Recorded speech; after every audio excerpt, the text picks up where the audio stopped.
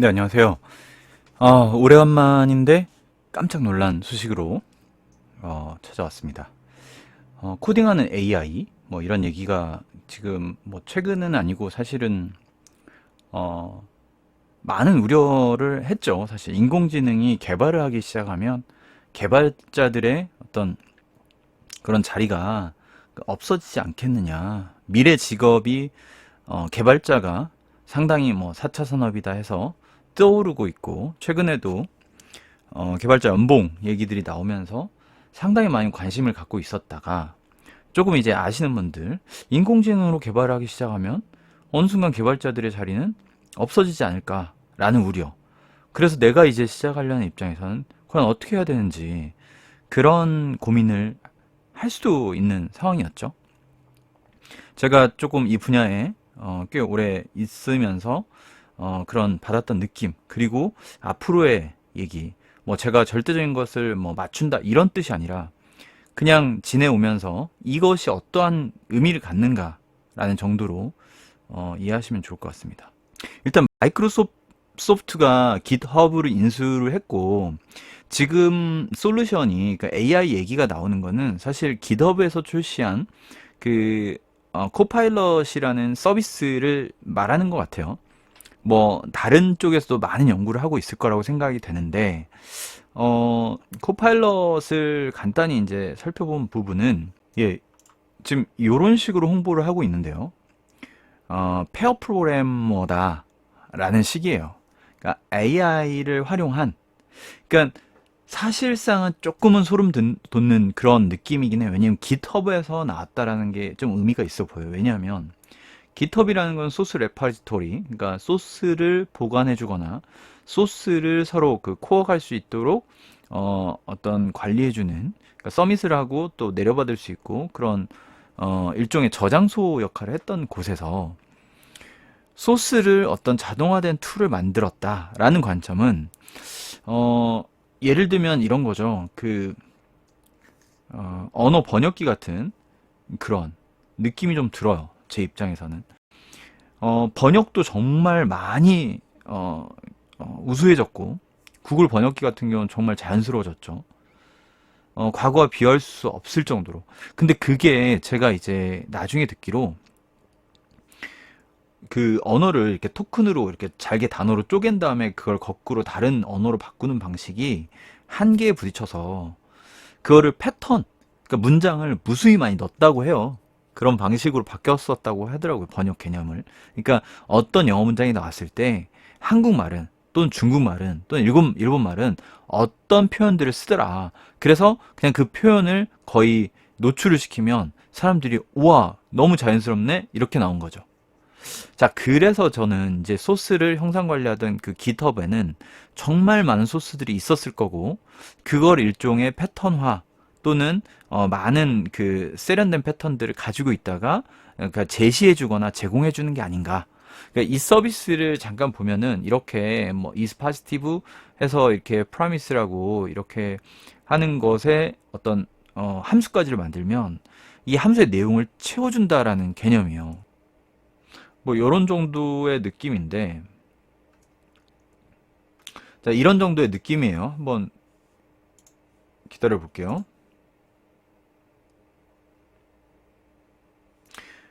자 결정해 달라는 거죠. 뭐인지 이 텍스트의 센티멘트가 파지티브인지 긍정적인지 이걸 좀 알려달라 라는 건데 그거를 이제 프라미스라고까지만 하고 이게 파지티브냐 이렇게 했죠. 요거를 여기 텍스트 프로세싱이란 사이트에 이렇게 던지면 포스트 메시지로 던지면 응답이 나오는 것 같아요. 제이슨 방식으로. 요거를 기존에는 예를 들면 이 URL도 알아야 되고 그 응답의 형태도 알아야 되고 어떤 식의 포맷을 쓰는지도 알아야 되고 해서 막 찾은 다음에 이렇게 던졌다면 이 좋은 어떤 그 패턴 또는 어떤 그 사이트들 이런 것들을 추천을 같이 해주는 개념이에요. 그리고 나서 제가 또 한 형태를 보니까 이런 식으로도 딱 적어주기도 하고 오른쪽 창을 띄워서 어떤 함수의 내용을 추천해주기도 하더라고요. 1번이냐 2번이냐 이런 식으로. 그러면 그 중에 이 개발자는, 지금 프로그램을 짜고 있는 개발자는 이걸 선택하는 거죠. 그런 식으로 해서 AI 페어 프로그래머다. 페어 프로그래머. 그러니까 혼자서 알아서 처음부터 끝까지 개발하는 그런 인공지능은 아니고, 내가 어떤 개발자가 뭔가 개발을 하는데 옆에서 어떤 내용이라든가 어떤 개발의 어떤 그런 부분을 지원해 준다라는 정도로 지금 생각되어지긴 해요. 이 내용은. 자, 그럼 돌아가서요. 자, 그러면 이게 정말 인공지능이 점차 개발자의 자리를 찾아가는, 자리를 끼어들려고 하는 모습이냐. 예를 들면 이렇게 해석할 수는 있죠.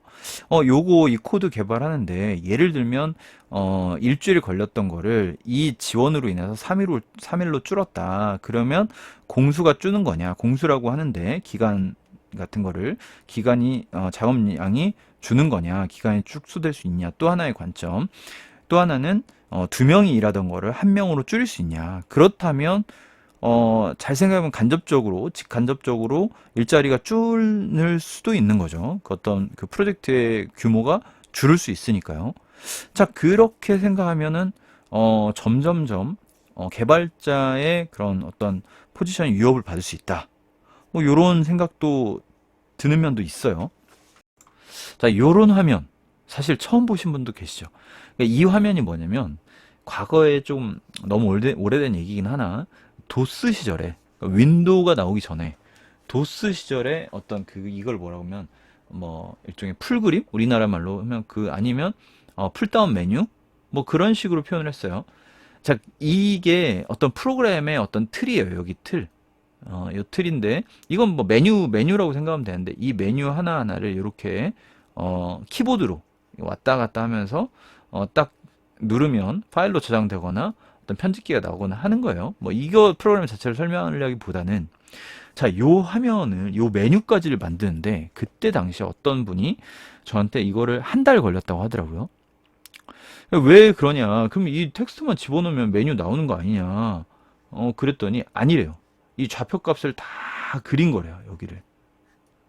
요런 걸. 그리고 단축키 연결하고 뭐, 그러니까 이 내용, 이 프로그램 내용을 만드는 게 한 달이 아니라 이 메뉴 만드는데 한 달이 걸렸대요. 물론 이제 그분이 공부하면서 만드신 것 같긴 해요. 자, 그래서 저는 오히려 그때 반응이 뭐냐면, 대단하다, 부럽다, 어떻게 이런 프로그램을 만들 수가 있냐 했었어요. 제가 아마 그때 개발을 아주 처음 입문했을 때였던 것 같아요. 자, 그런데 이 개념에서, 자, 위는 아마 워드 일종의 프로그램인 것 같고, 아래도 이런 식의 이런 도스의 메뉴 개념에서,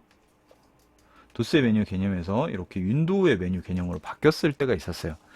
자, 그때 당시 제가 윈도우 프로그램을 개발을 공부를 했을 당시에 정말 너무 놀랐던 게 뭐냐면, 윈도우를 설치하고 마이크로소프트의 그 비주얼 스튜디오를 설치해서 제가 어떤 그 다른 거를 뭐 거의 손대지 않고 프로그램을 컴파일 해가지고 원래 있던 거를 딱 실행을 했더니 이 프로그램 뻑 뜨더라고요. 물론 내용은 아무것도 없지만 이 메뉴를 포함하고 있고, 이 메뉴를 그냥 에디트만 해도 이 메뉴가 새로 이름이 바뀌면서 딱 이 프로그램이 하나 나오는 거예요. 너무 깜짝 놀랐죠. 분명히 그 아는 형이 이걸 한 달 동안 만들었다는데, 그거하고 비슷하게 운영체제가 바뀌면서 어떤 툴로서 이게 정말 5분 정도 만에 만들어진 거예요. 와, 이건 미쳤다. 개발자들 이제 뭐 하냐?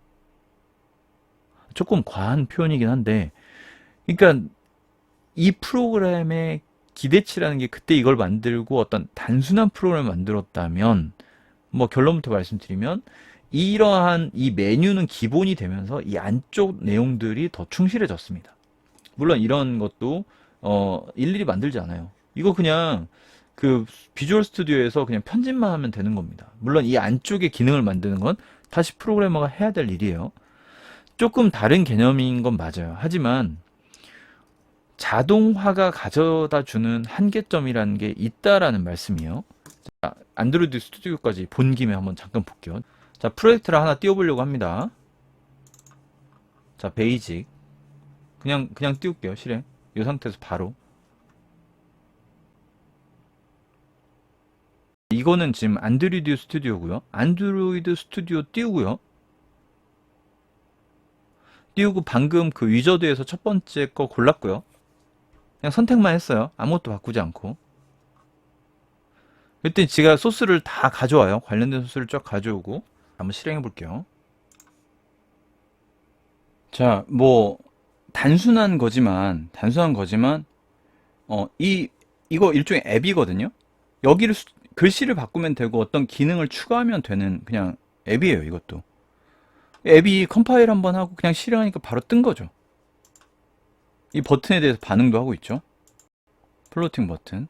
화면 두 개를 가지고 넘어갔다 빠졌다 이 버튼 기능도 하고 있죠. 자, 그래서 이 해당하는 소스만 바꿔주면 돼요. 물론 이 소스를 앞뒤로 다 이해하는 것도 좋지만 그걸 완벽하게 이해할 수는 없고요. 해당하는 기능들을 자기가 점점점 추가시키면 된다라는 말씀인데 많은 부분을 해줍니다. 자, 근데 이 상황에서 앱 다 만들 수 있잖아요. 누구나 만들 수 있잖아요. 아니, 뭐 간단한 거 아닙니까? 자동으로 다 되던데요? 이렇게 말하고 끝날 수 있나요? 개발자의 영역은요. 다시 화면으로 돌아갈게요.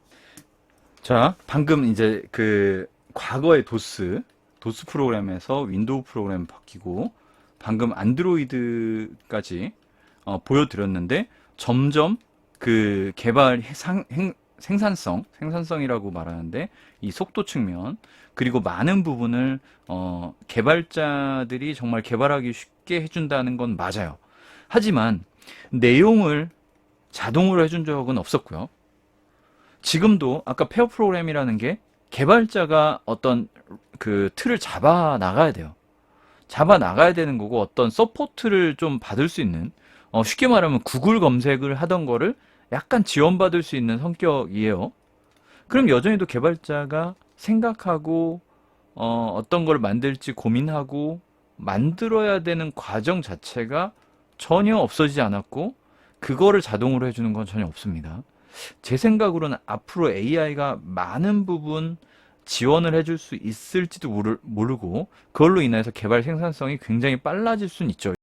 개발자의 본질은 원래부터 코더보다는 조금 더 생각하는 역할의 부분이 많았고 또 하나는 자 저런 것들을 조합해야 되고요. 조합해야 되고 그 다음에 또 하나는 이제 그 과정을 계속 반복을 하면서 이제 디버깅이라는 걸 합니다. 자, 디버깅 과정이 50%에서 많게는 8, 90%까지 돼요. 왜냐하면 자, 개발자가 또는 공부를 하는 사람이 방금 같이 뭐 버튼 하나에 간단한 프로그램을 짠다. 그냥 재미로 또는 테스트로 할 때는 전혀 문제가 없어요. 대부분의 시간이 요 생각하고 조합만 하면 되지만 진짜 회사에서 일을 하거나 내가 진짜 서비스를 만들거나 내가 프로그램을 만든다? 그때는 디버깅 시간이 최소 50%는 차지합니다. 그리고 기능을 업그레이드하는 시간이 되게 많이 차지해요. 그거 AI한테 맡긴다? 그게 쉬운 일이 아니에요. 지금의 형태로서는 당연히 쉽지 않고요. 또 하나는 얘한테 명령을 어떤 걸 내려서 어떤 앱을 만들어줘 하기까지는 정말 많은 선택의 고민들이 있을 거예요. 근데 그 선택은 누가 하냐? 결국 사람이 할 수밖에 없다는 거죠. 자, 무슨 얘기가 있냐면 인프라를 기존같이도 안 하고 이 코드로 어떤 짜듯이 하면은 쫙 그 코드를 넣으면은 인프라가 이렇게 딱 열린다고 해요. 지금 이제 많은 부분이 이제 IAC라고 코드에서 뭐 인프라에서 코드 뭐 이렇게 표현을 하는데 자, 그런데 잘 생각해 보면 편리하게 점점 되어지는 건 맞지만 이 아키텍처를 고민하는 사람은 여전히 사람이에요. 좋은 레퍼런스를 제시해 줄 수는 있어요. 그리고 선택을 하는 사람은 또 사람이에요. 자, 그렇다는 거는 개발자가 원래 했었던 많은 부분의 일종의 노가다성 일들이 좀 줄어들고 점점 쉬워질 수는 있지만 개발자가 해야 될 본질적인 일이 뭐 조금씩의 미비한 부분이 더 뭐 AI스럽게 좀 바뀔 수는 있지만 대체할 수는 없다. 제 생각은 그렇습니다. 이 과정이 점점 단축된다는 거는 사실이지만 도스에서 윈도우, 도스 시절 뭐 10년, 윈도우 시절 10년, 지금 안드로이드로 뭐 10년 정도 왔지만 여전히도 앱을 만드는 것이 뭐 기술 자체가 그것도 쉽다고 얘기는 못하지만 많은 부분 누구든지 배우면 할 수 있게끔 어느 정도 많이 대중화가 됐습니다. 그런데도 여전히도 앱을 만드는 거 기술을 떠나서 무얼 만들지, 또 그런 어떤 식의 뭐 사용자 관점을 편의성을 가져갈지, 이런 부분 되게 어려운 부분이에요. 그런 부분을, 모든 부분을 알아서 자동화한다라는 차원으로까지 오해를 해서 인공지능을 생각하기에는 제 생각으로는 감이 아직은 좀 많이 남았다라는 생각이 듭니다. 좀 숙련을 시키고 어떤 속도를 빨리게 해주는, 또는 그 어떤 데이터들을 찾아오는 뭐 이런 것 쪽으로 좀 기대해 볼 수 있는 부분은 분명히 있는데, 그것이 대체되기 때문에, 인공지능이 개발자를 대체되기 때문에 내가 진로를 개발자를 하고 싶었다가 우려가 돼서 못하겠다라는 그런 결정을 하기에는 이 대세라는 게 저는 크진 않다라고는 말씀드릴 수 있을 것 같아요. 그리고 또 하나는, 자, 아까 도스 시절에 그 메뉴판 만드느라고 많은 시간을 썼던 사람들이 개발 생산성이 높아지면서 많은 좋은 프로그램들을 만들었어요. 윈도우에서도 마찬가지고 안드로이드도 마찬가지입니다. 개발자들의 영역은 툴이 좋아지면 더 많은 프로그램을 만들어야 되는 역할로 빠지게 되는 거지, 그 사람들의 일이 없어진 적은 아직까지는 없었어요. 뭐 또 앞으로는 어떻겠냐라고 또 물으신다면, 뭐 앞으로의 일을 누가 확실히 알 수 있겠습니까? 다만 지금까지의 상황의 연장선상 여전히도 개발자들이 할 일이 많고요. 여전히도 만들 것들이 많고, 정말 많은 부분으로 뻗어나가고 있습니다. 지금 최근에 불어닥치고 있는 DT, 디지털 트랜스포메이션, 이것은 정말 쉽게 말하는 농업계까지 디지털화. 예를 들면 뭐 지금 뭐 당연히 드론 이용하는 건 다 아실 거고, 뭐 심지어 뭐 일종의 모내기 트랙터가 하지 않습니까? 트랙터를 자율 운행을 시킨다라는 거죠. 뭐 예를 들면 뭐 모든 분야에서 뭐 그런 거 있잖아요. 그 레시피, 요리도 인공지능 할 수 있지 않나요? 재료만 쭉 넣어주고 무슨 요리 해줘, 그러면 얘가 레시피를 제일 좋은 거, 백종원 거 뭐 다운받아다가 그 백종원이 가이드 해준 시간과 그 어떤 그 조미료의 양들을 조절해서 쫙 해주면 제일 맛있는 요리가 나와야 되는 거죠. 하지만 그게 현실과는 조금 아직 갭이 있잖아요. 그러니까 그런 얘기예요. 그런데 그런 IT적 시도들은 굉장히 많다. 그래서 기회가 저는 아직 무궁무진하다라고 감히 생각을 합니다. 최근에 이제 40대 분께서 댓글을 여러 차례 주셔가지고 제가 말씀드리니, 뭐 한마디 정도 말씀을 드리면, 저는 분명히 그런 얘기들을 많이 해왔어요. 그 자기가 해온 인생을 조금 활용하는 것이 가장 좋겠다. 그러니까 기존의 베이스를 완전히 무너뜨리지 말고, 내가 농구 선수였는데 이제부터는 축구할게, 뭐 이거 쉽지 않잖아요, 솔직히. 근데 농구 선수만 했는데 농구를 어떤 그 경기를 뭐 분석해주는 빅데이터 시스템의 어떤 기획자로서 내 전문성을 조금 여기다 기여하고 싶고, 취미로 좀 그런 앱들을 한번 만들어 보고 싶다, 요 정도 느낌의 연장선으로 가져가면 어떨까. 그리고 뭐 취미가 굉장히 낚시를 엄청 좋아했다, 그러면 기존의 일은 뭐 자기가 어떤 그 영업사원이었으면 영업사원을 하시되, 낚시 앱 같은 걸 구상을 좀 하시고, 낚시 앱을 어떻게 만들지를 계속 구상을 하시다가 스스로가 만들어 봐도 좋고, 아주 소액으로 어떤 프로토타입이라고 해서 간단하게 만들어 봐도 좋고, 그리고 나서 내 영업의 기지를 가지고 여러 뭐 낚시 판매 도구점, 뭐 낚시 어떤 그 시설들, 어떤 그런 레저 시설들 가면서 어떤 니즈가 있나 더 이제 더 할 수 있는, 그래서 자기의 원래 기질과 삶을 접목시킬 수 있는 방향의 일종의 디지털 트랜스포메이션인 거죠. 그 개인의 조금 누구가 바라봐도 괜찮을 것 같다라고 하는 그런 부분들을 찾아 나가는 거를 아까 그 40대 분께는 더 추천을 드립니다. 그래서 기존에 하셨던 일 좀 살리시고, 또 IT가 어떤 부분에 접목이 되나, 기존 하시던 일 꾸준히 하시면서 접목하시는 것을 추천을 드립니다.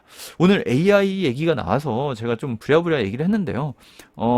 조금 마음을 다시 가다듬고 본인이 하시던 거, 준비하시던 거 하시면 될 것 같다라는 의견을 드려봅니다. AI를 너무 두려워할 거는 아닌 것 같다. 그러니까 발전 분야로서는 맞지만 AI 때문에 내가 개발자를 못할지도 모른다는 생각은 저는 좀 기우가 아닐까 생각이 듭니다. 다음에도 재밌는 주제로 찾아뵙도록 하겠습니다. 감사합니다.